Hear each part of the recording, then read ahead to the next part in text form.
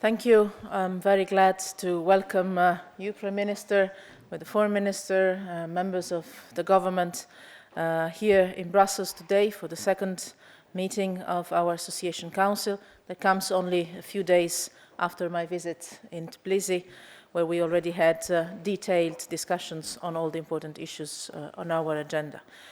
In the wake of Paris attacks, we started condemning these acts and confirming our common determination to counter violent extremism and commitment to our freedoms and values. We then looked at the progress made in the implementation of the EU-Georgia Association Agreement signed in June of last year, and also some of the challenges remaining. It is clear from today's meeting that we are committed to continue Georgia's political association and economic integration with the EU.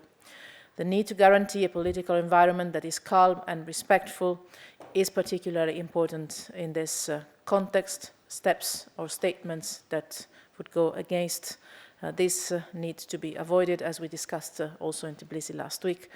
There needs to be an environment based on freedom of media, pluralism, respect for the rule of law and judicial independence to ensure democratic, inclusive and participatory elections. We will continue to support Georgia in its efforts to reform the judiciary and safeguard the rule of law. We also welcomed the progress made by Georgia towards visa liberalization, with many benchmarks already being fulfilled. The efforts to fulfill the remaining ones will need obviously to continue. And as I said last week in Tbilisi, I cannot anticipate the decision that will be taken, but I see very positive signs of the process in front of us. We discussed developments in Abkhazia and South Ossetia and reiterated the EU's firm support for the territorial integrity of Georgia within its internationally recognized borders. We remain firmly committed to peace, stability and conflict resolution and our policy of non-recognition and engagement in Georgia.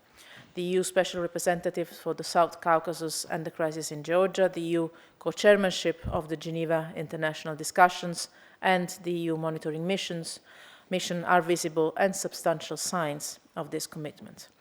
We also expressed appreciation for Georgia's contribution to EU-led crisis management operations and missions in Central African Republic, in Mali and in Ukraine. So let me close by saying that I'm looking forward to continue working together with you, Mr. Prime Minister, with your government, on taking our ambitious agenda forward for the mutual benefit of our citizens.